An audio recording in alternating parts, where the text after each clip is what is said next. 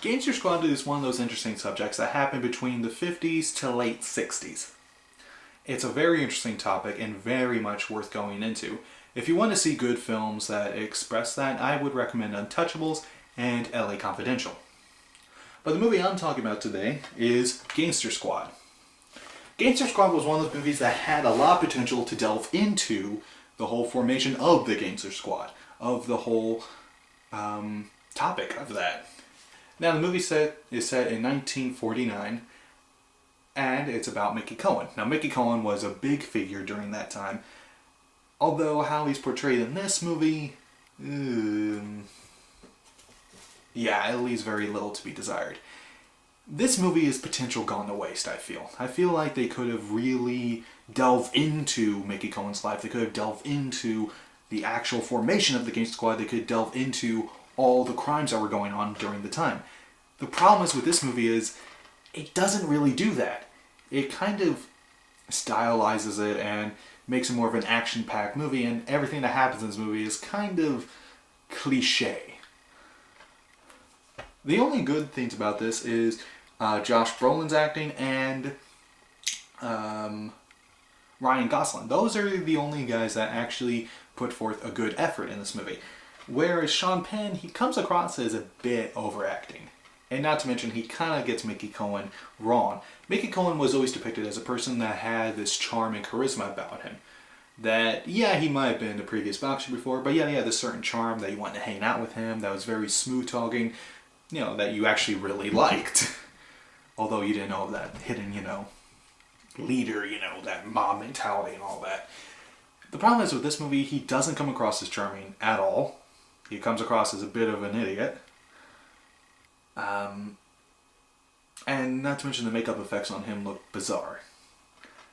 I don't know why exactly he put that makeup on him, but Mickey Cohen was actually a good looking dude versus big nose and big chin.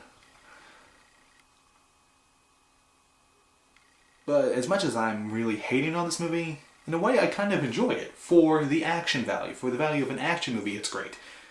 But as it trying to be based off the actual events of the Gangster Squad, it leaves very little room to be desired. In fact, the ending scene really reminds me of the ending to the first Lethal Weapon, where Gary Busey and Mel Gibson have that really big fight towards the end. It's raining, they're in the lawn of Riggs's house. Not Riggs, Murtaugh's house, and there's this huge big fight scene and all that. All the cops are gathering up and no one's getting involved because Murtaugh says, no, let him do it, let him fight. That's kind of the ending to this movie. Not really spoiling anything, it's this big kind of fight scene that...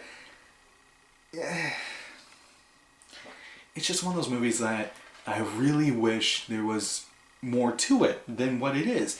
And the problem is, I think it's the writer and director's fault. The director is known for directing the movie Zombieland and 30 Minutes or Less. Now, those are two good, fun movies. But for them wanting to do a kind of actual, true event, it doesn't really work well. And I believe this movie did bomb in theaters. And not to mention, this movie was put on hold for a while because one of the scenes they actually had to change.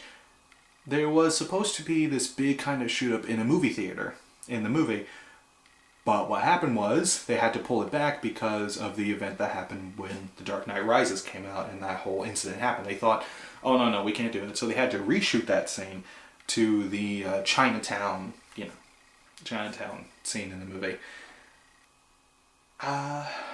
Yeah. All in all, really wish there was a lot more I could say about this movie. It's more of a stylized action film than an actual depiction of the Gangster Squad stories and about Mickey Cohen. If you want to know more about Mickey Cohen, look him up, or watch films like LA Confidential and Untouchables. Much better movies than this.